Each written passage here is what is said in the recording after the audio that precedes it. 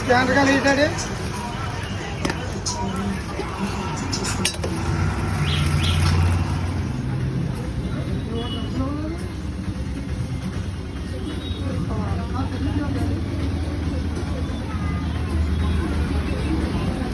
పేరన్నా కృష్ణ అండి.